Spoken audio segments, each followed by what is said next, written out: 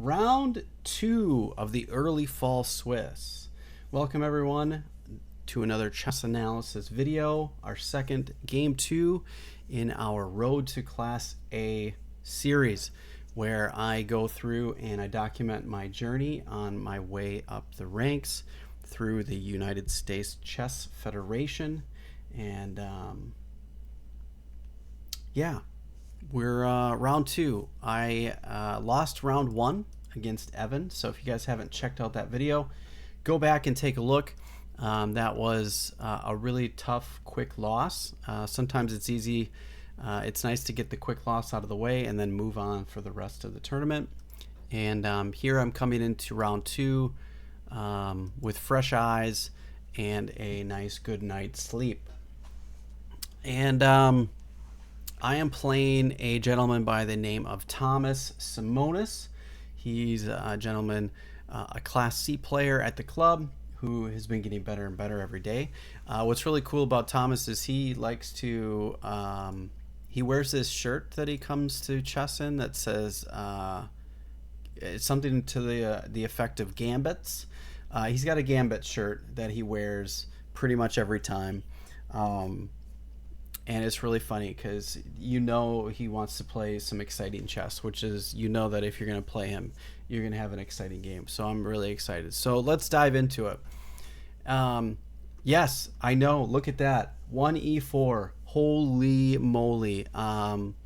Last Road to Class B, you guys saw me playing almost exclusively the English 1c4 with a double exclam. Now we are playing 1e4 question mark. What? No. Yeah, I like I said in the last video, I've decided to drop all of my opening prep and in favor of more open positions by playing 1e4 and trying to play a more gambit style and a more aggressive type of game. I need to open up positions so the tactical work that I've been doing shows its face. Playing e4 or c4 and playing these closed maneuvering positions does not really account for a lot of tactics. So when you're closing everything up and your pieces are all behind your pawns, you don't get a whole lot of tactics, and it's usually pawn work and very maneuvering, which I love that sort of chess. But in order for my tactical ability to start showing its face, I had to get some open positions. So we are playing e4. And I am playing pretty much e4 from the rest of these on out as white. And he responds with e5, the most common response. And I play knight f3, knight c6. This is all pretty standard, protecting the pawn. And I go for the Italian game. And here he surprised me. I was not, I'd been working on Grandmaster Gambits, 1e4 Grandmaster Gambits by Simon Williams. And there's a move in here. Now, it might be covered in the course, but I had not reached that chapter. I've only gone through the quick starter at this point. So I know maybe about 20-ish lines to be prepared against anything that might come my way. However, I was met with f5. And I was like, what the heck is this? So, like I said, Thomas likes to play gambits and very exciting chess, and he did not disappoint. And actually, I want to take a look and go back to this game because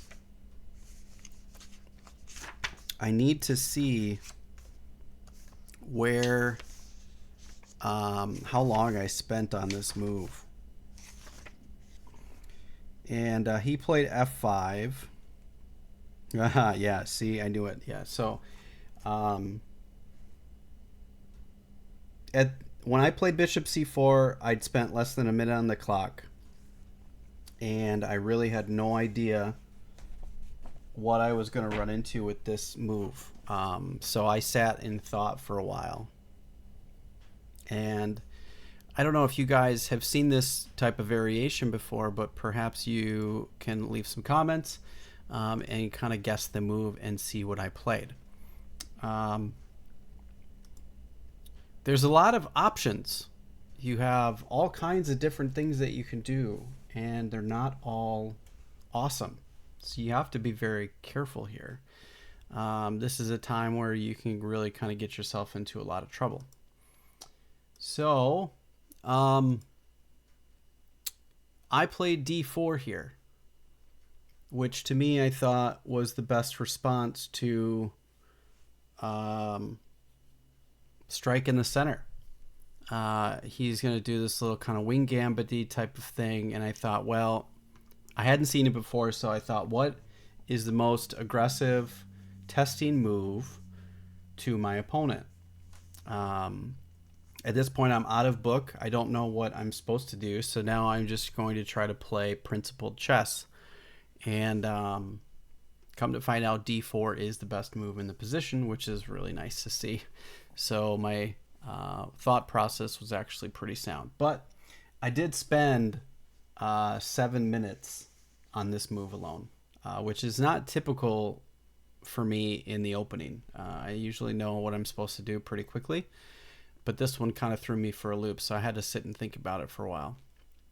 But yeah, now I have unlocked my bishop, and I have all kinds of options, which is really great. You know, this is what we want. And I'm fighting for the center. Whenever somebody, one of the things that grandmasters tell you is that if there's a lot of play or somebody tries to do something on one of the wings or the sides of the board, to strike in the center. And now I have this really strong pawn center with d4 and e4, and I feel as though I've got really good fighting chances. And now he's got to respond, because now there's all this tension in the middle that may or may not be resolved depending on how he decides to respond. And he took the pawn this way, which I thought was interesting, and maybe that's the best move. I can't remember. Yeah, so I took back, which is pretty sound, and he developed a knight. And here I thought, well, I have a few options. I could develop my bishop, and I could do all these things that I wanted to do. So I could take the pawn. I could develop my bishop. I've got this. I've got this. I've got this.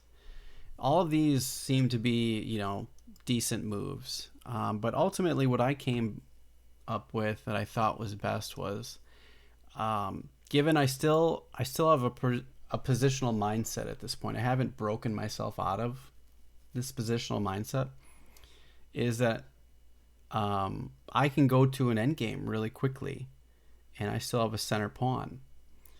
So this is the variation that I saw that I was hoping he would go for, and this is what I was hoping would get on the board, and I didn't get that. But this is what I saw in my calculation, because now I get a chance to castle. He's lost castling rights, and I've got a passed pawn. And I thought, okay, this seems to be like a good course of action. Why not? He's got to deal with this, and okay, it's a game, right? He didn't do that, and he took with the b pawn, which is good, because now I'm like, okay, great. Now he's messed up his kings or his queen side, and castling either way for him is not awesome.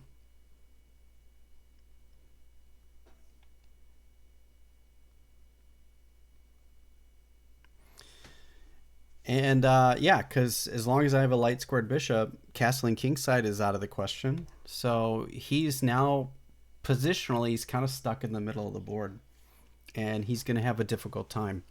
So to me, I was like, wow, this is perfect. This is great. I feel as though out of the opening, I mean, we're still in the opening, but I feel like I'm getting everything that I want. And I feel as though he's got all the problems to solve right now. And it's not easy to navigate. So it's my move right now. And I was a little bit unsure if I wanted to push that pawn or not. Mainly because I thought, you know, if we push the pawn here and he goes here, now I've kind of lost this diagonal. Actually, no, I haven't lost the diagonal. Now that I'm looking, that's the second one. I didn't see this during the game, but if we get this, and this, this is pretty rough. Yeah, like, how do you deal with all of this?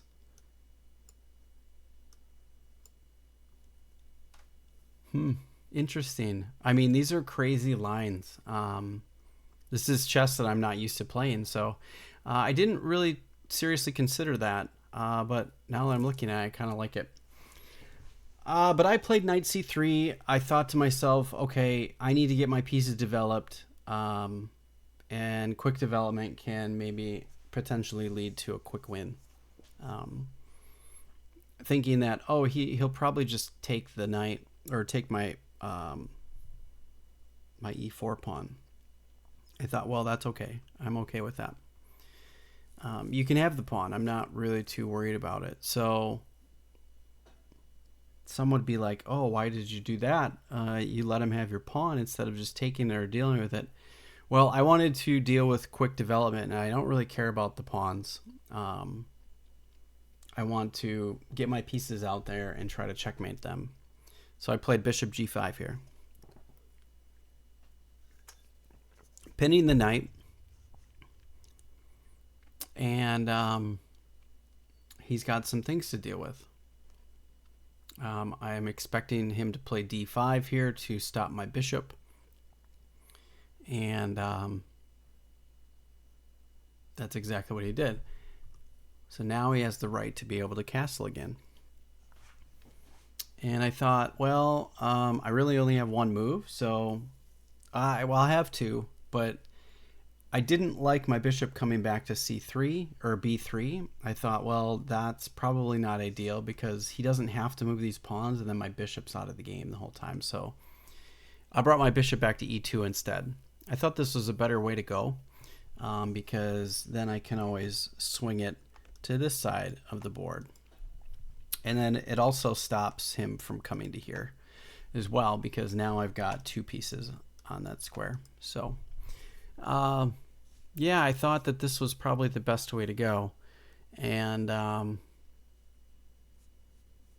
like this quite a bit. I'm liking my position. Now, I know that he's got strong pawns in the center, but his king is still really wide open.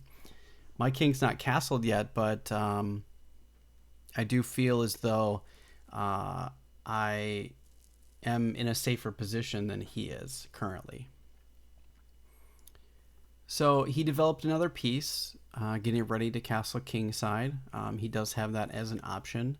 And he's pinning my knight to my king. And I thought, well, that's okay. I'm going to develop another piece and give myself the ability to castle kingside or queenside. So I played queen to d4, going after his bishop. So now he has to deal with that. And I was expecting him to play the most aggressive move, which would have been c5. I was expecting this move, which he didn't play because I was going to come here. And then he would either have to move his king or he would have to block with his queen. And I think I wasn't sure if I wanted to go for this or not. He didn't do that, thankfully enough. He went back, which to me was the most surprising move. One of the most surprising moves besides f5 of the game. And I thought, well, why you have all this initiative and you actually have this decent attack? Why move backwards? And when we talked after the game, he realized that maybe that wasn't the best move. Um, I think what he should have done is come here, and then with the idea of coming here and getting this diagonal and kind of owning, just shoring up the center, and then developing his bishop wherever, and then castle kingside, and he's got a really nice game. And I'm struggling, so I don't really want to castle queenside because he's got this easy access on this side. So I thought if he just brought his, bishop to a5, I thought this was probably the best move here. Maybe it's not, actually, now that I'm looking at it, because I can do this. No, because he can always just peel the knight off right now. And then I have to take it. But yeah, I thought this was the best move for him, but he didn't do that. He came back, which to me I thought was a really passive way of playing. He said that he couldn't figure out a way to proceed. So I castled queenside. I know I said I didn't really want to do that. I'm looking at it now and I'm like, oh, I don't really want to castle queenside, but his king's still stuck in the middle. And he castled kingside. And I thought, okay, well, this is perfect because now I can just roll my pawns up the board and go after him. And that's exactly what I did. Played h4 and he played c5, going after my queen. And I had two options here. I could come back to d2 with the idea of coming to f4, or I could go to a4. And I ultimately thought going to a4 was a better option. I didn't want to get my queen jammed up or have to come back to e1. So I thought this was the most active move in the position. Note, if some of you were thinking to come to e3, that will be easily met with d4, which is not good. So you definitely don't want to move your queen back to d3 here. So the two options are a4 or queen to d2. I'm not sure still which way is best, but I don't typically like moving backwards, so I thought queen to a4 was the more active move, which would be great. I decided chess is more important than my homework. Yeah, that homework in the general, in the grand scheme of things, won't matter in 10 years at all. Guaranteed. None of that homework that you have is probably going to be relevant to what you do for your job. But chess will most certainly be relevant to what you probably grow up to enjoy later in life. So, yeah, I mean, homework is useless. Really? It is. Unless it's teaching you something that you want to learn.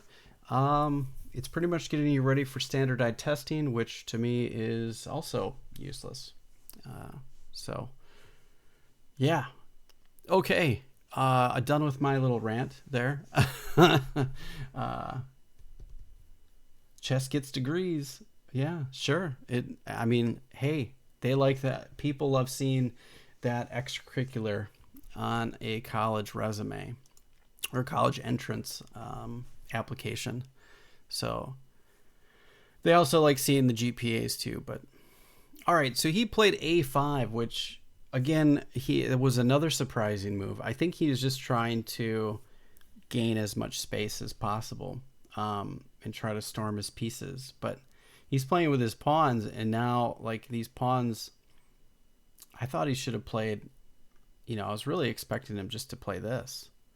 And now I have to deal with that. I have to bring my knight either to b5 or b1, like just go back home. And yeah, it's not good. So we talked about that during the game. I'm like, dude, why didn't you just do that?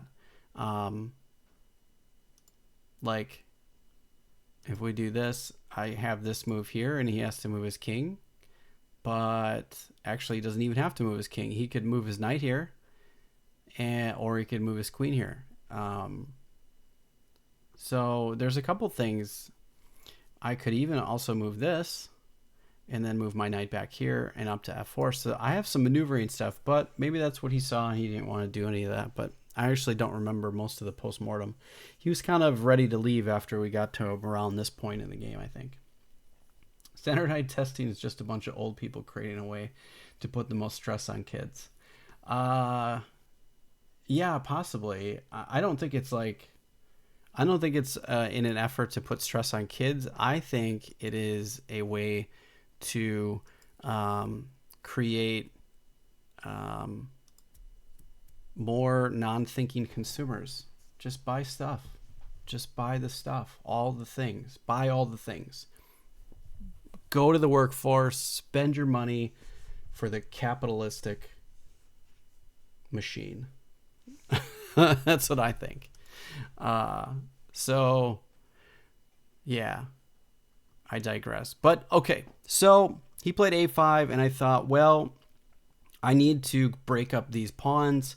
I need to do something about this strong center somehow. So I need to start alleviating a little bit of the tension by getting rid of some pieces and creating myself a little bit more space, because black has all this space.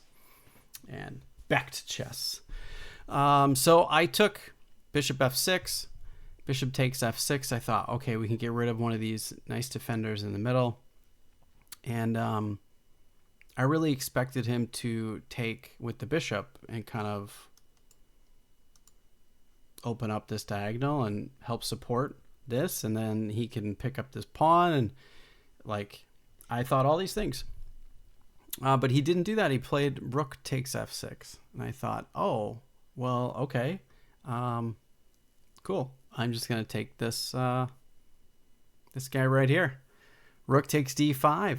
And now he's got some issues.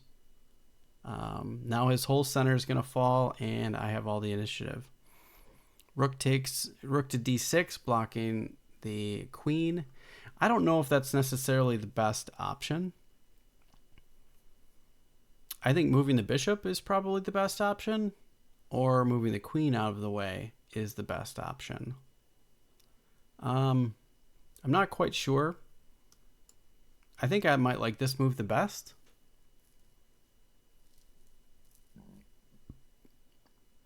No matter which way you go, it's rough. I think he wanted to alleviate any of the tension, which is why he put his rook there. Because the next thing that's coming is I'm getting that other pawn.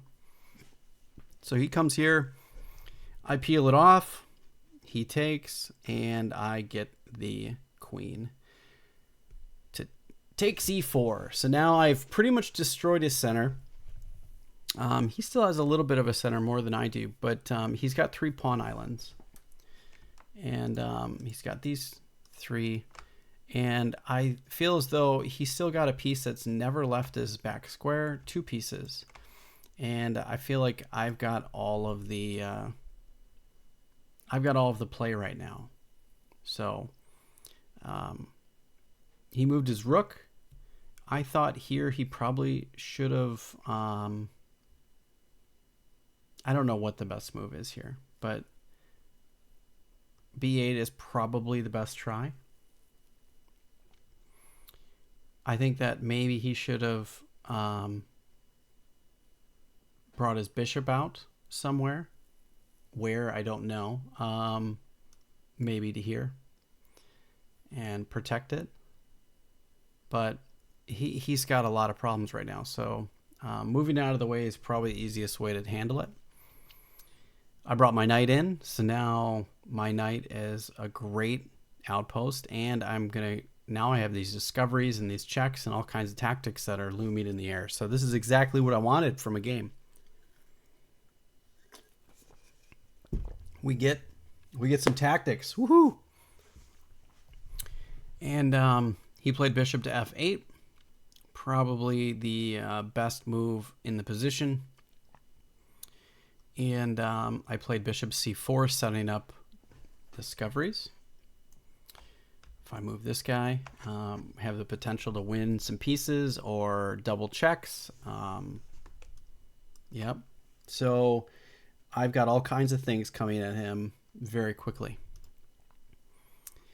And he played king to h8, which was probably a pretty smart move. Leaving the king there is a recipe for disaster for sure. I don't know what else you could do, but I feel like that's probably... He's just getting met with all kinds of problems that he has to deal with. So he's now turned to a very defensive posture, and counter-attacking is almost useless. Or there's not much he can really do at this point. And here I kind of didn't... I kind of had a lapse in judgment. I probably should have just played g4 here, and started kind of really putting more pressure on his king side. But I thought, okay, well, I'm going to bring my pieces down, thinking to myself that, oh, I don't know exactly what I was thinking here. I must have had some sort of idea about bringing my queen to e8 somehow, but honestly, what I was thinking kind of escapes me at this point because it's been so long, which is part of why I probably shouldn't have waited so long to post these games. Looking at it now, I really have no idea why I made that move. I do remember making... The one thing I do remember, I remember making the move and thinking to myself, that was a wasted move. Why did I do that? And I thought, oh, that's not good. That was a wasted tempo. Why didn't I try to... advance pieces? So he played bishop e7. Now there's a pin on this knight, so he's got this going, and yeah, he's starting to create a little bit of counterplay. I'm allowing it because I was not smart, and I played bishop to d3, trying to just threaten checkmate. And he stops it, of course. And I play rook back to h1. Probably would have been better just to stay there, and I should have played bishop to d3 straight away. So if we go back here, instead of just doing that, I probably should have just done this and then this. And now, okay, we're going to continue. Now, instead of it being his move right here, or my move, getting my rook back here, now it'd be my move again, so I'd be a tempo ahead. I could just play h5. So, and now he's going to be struggling very, very quickly. So yeah, there's those types of things. Now, but it didn't play out that way. So I made some useless moves and then got some other moves. He decided to peel the knight off. I took the bishop, trading pieces. So now he's creating some counterplay here, and I got to be a little bit careful. b3, stop that. Queen b4, and now he actually has some serious threats. I'm loose on the dark squares, and he can come in, and there's checkmating possibilities. I have to be careful. So I have one last tempo left before he kind of comes in, and now he played bishop h6, and I have a real problem if I move, I don't know if you see it here, but pause the video, try to figure out what the bad move is. If I move here, we have checkmate, which is easy to miss. You have to be careful. And I played king b1. He played queen to f4, trying to go for any type of tricky mating sequences. But I'm protected with my rook here, so we're okay. I decided to take that off. H takes g6, and here I took bishop takes g6. And he plays rook g8. And now I want to see if you guys can spot the winning tactic. I feel pretty good about this one because I calculated this from back here. Thought all this would really happen. So we got to here, and now it's white to move. And pretty much win the game.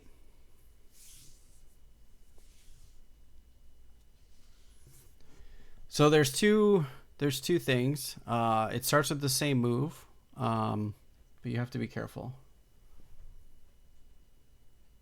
Oh, nice. That'll be awesome. I will not be there, unfortunately. I have taken off from tournament chess for the rest of the week, or the rest of the year. So get my mind around playing better. So for those of you that have tried to figure it out, here is the solution. The move is G3, and this is probably an exclamation point at the very least. So the sequence that played out is queen to G5, queen takes G5, and he resigned because this is pinned because of the rook. The other move that he could have tried is this one, and he still met with the same problems. So we are here, here, and then here.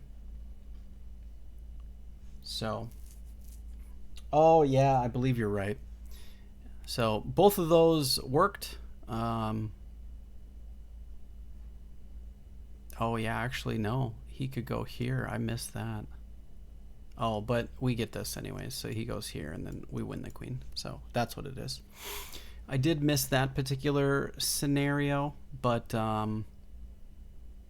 still super rough game for him. But yeah, I enjoyed this a lot. This was a really good game.